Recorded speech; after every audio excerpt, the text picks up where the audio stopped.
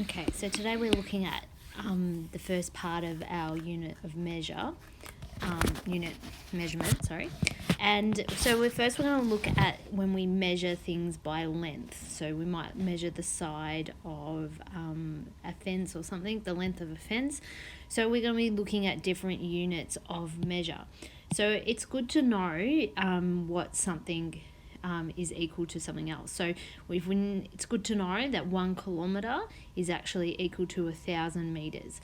So instead of us talking in metres, when the distance gets quite large, we'll change to kilometres. It's good to remember 1 metre is 100 centimetres and 1 centimetre is 10 millimetres. So sometimes when we're looking in measurement and we start to make different calculations, we often need to have everything in the same unit, meaning we need to have everything in centimetres, or we need to have everything in metres. So some units we're going to have to convert to another unit. So we might be given something in centimetres and we need to go to metres. So this little flow chart helps us do that here. And if we do this example down here, we can see that here we have 0.23285 kilometres and they want me to go to metres.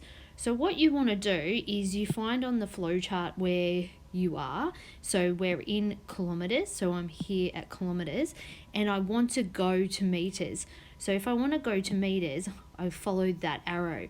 So it means I need to times this number by 1,000, because that's what the thing does. So if we times by 1,000, we can just move the decimal point 3 places. So 1, 2, 3. So it would be to 8.5 meters.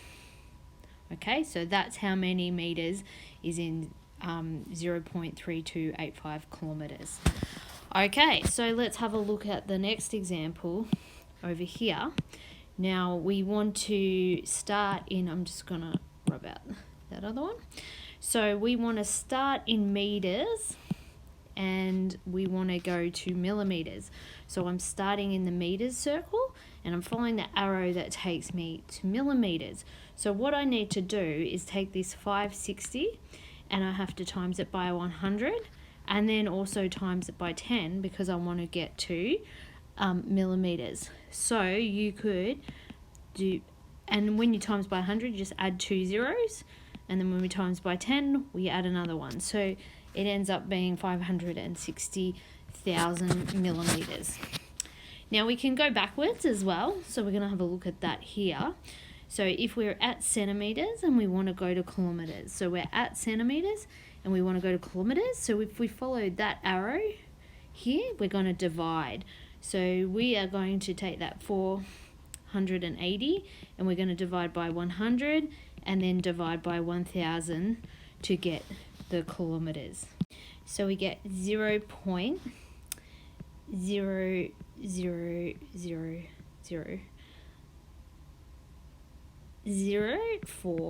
So it's a very little number, and you can see why we would want to convert, because maybe it was written in kilometers. That's like so small.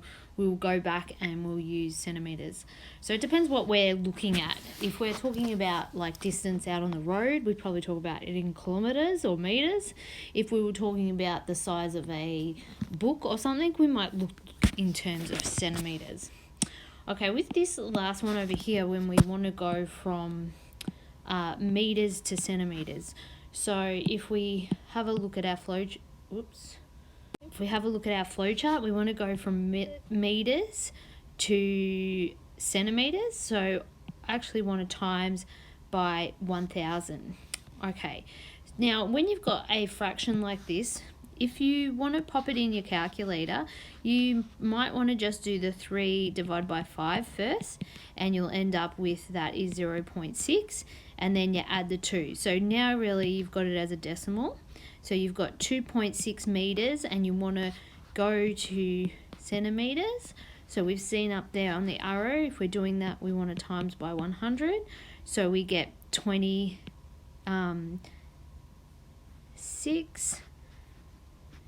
centimeters. Oh, sorry, 260 centimeters.